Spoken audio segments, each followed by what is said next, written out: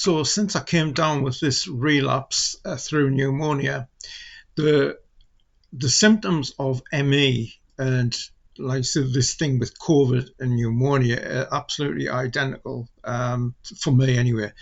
When I had COVID, it just felt like a very very heavy cold, but the after effects is what the problem is, certainly with me, with this pneumonia. So I thought I'd just like to I know Miranda's done a lot of stuff with tips, and there's tips all over the internet, and I'm just going to show what it's like to live in my room with a little video that I did a few days ago. I've got to do everything very, like sort of all little bits at a time. I cannot do anything like if I wanted, like for example, the day I had a shave, but I couldn't have a bath. I couldn't do both together. So it's just one of those things. So here is an old website me and Miranda have.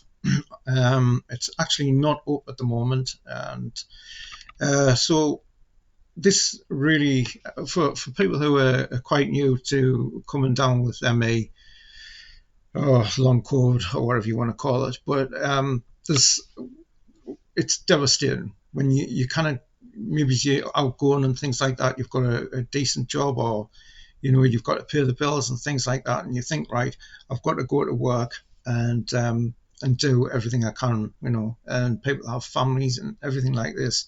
When you come down with a health crash like this, you've got to really, it's the beginning parts of this illness that is so vital for you to get better. And this, like for me, for Miranda and thousands, maybe millions of people around the world who have ME, this is a mistake we all make out of bad medical advice or many things, pressurized by your GP, your work colleagues, and your bosses and stuff like that. So anyway, I've just got a few things here from the website that we did ages ago, and it's like expect negative comments and disbelief from family and friends. You'll not get that with COVID, but you certainly do with ME. We just call everything long ME or long hepatitis in my case. So ME is a physical illness, yet unfortunately still believed as psychosomatic.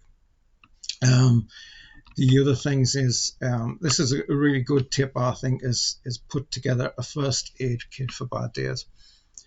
Funny videos, comforting messages, easy cook meals, phone number of sympathetic friends, cards from friends, gentle and easy activities that you enjoy. Now, you've got to note that there's some people who have ME and they're in very distressful situations where they cannot do anything. They have to have everything done for them.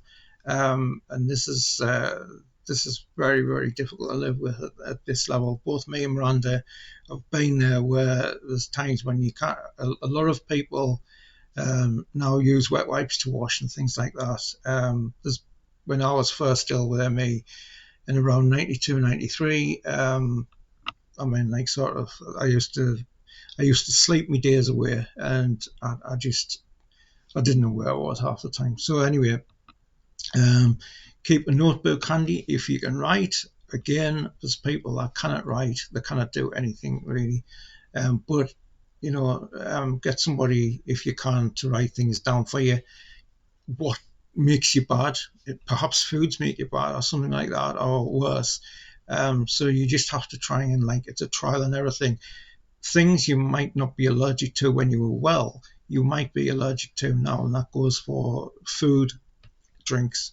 I mean, many people who have been able to tolerate things like alcohol cannot do it now. So, and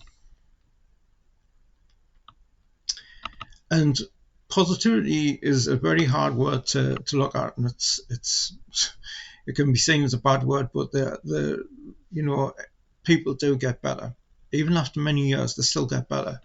They won't get probably to full health. I don't expect that in many cases. People who follow good advice at the beginning could do. They could get back to proper health. I've actually seen it where people have been seriously ill for 9 months there, and then in the pneumonia thing, maybe not where they were, but they can work and stuff like that. I've got somebody that I know that he was in hospital after me, and he went.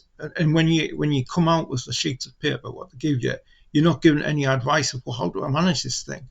And he tried to go back to work, and obviously he's crashed. Not crashed as in the car, but he's crashed in his health, and even more so because you've got to be very careful in these days. Don't waste energy on stress. Try to have a. That's hard to do, I know, but it's so. Try and get relaxed. Try not to dwell on problems with people as well. Let things go. It doesn't matter. The most important thing is your health at this time.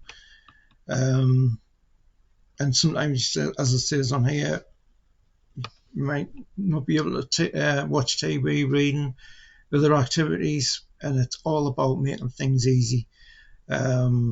Everything upstairs, if you live in a house, for example, if you live in a bungalow, have things that's near you so you can, and always keep some sort of protein bars and things like that. PhD is the one that I like at the moment, and there's bounce balls and things like that, which are good. Anyway, I'll show you the room I actually have to live in at the moment for 90% of the day. This last week I've had a few moments where I felt a bit better, but I'll show you that. And bear in mind, there's a lot of worse places I could be. So again, thanks for watching. So basically, I'm having to spend all my time in one room. I've got all my appointments there. Got all my necessities. Got earbuds, audio recording, which I document anyway. Got a pocket down there which has got all my tablets in. It's got like the necessities where I use a lot. And I'm very fortunate to have like quite a big room here. Got a laptop. And a stand. If anybody hasn't got one of these stands, these are really interesting if you like documentaries on, say YouTube or something like that. Got me hi-fi thing, don't really use that now. Cups, which is they're a necessity, and kettle and things like that. I've got like sort of things like PHT bars, which protein bars. Camera when like sort of feel like doing some time lapses outside the window here, and but yeah, I mean like it's very fortunate to have such really a nice room. But it's everything's on top of using paper cups, even cutlery that's in there that's like they're just like wooden ones, so it's use them once and you throw them away. So yes, everything has to be so easy to get at, and that's the way I've got to live for now. Hopefully that'll change, but um, books and things, TV, I have Amazon Prime, so videos is I usually just watch Amazon. So yeah, so there's I've got everything really that I need. Um, Upstairs at the moment, so I don't like living like this. Obviously, nobody does.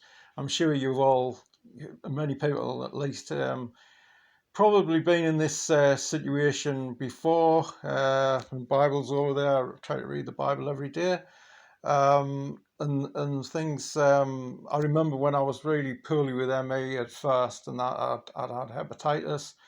And I had to live in a bedroom, but the bedroom was with my parents. So I had to live there, and it certainly wasn't as nice as this room anyway.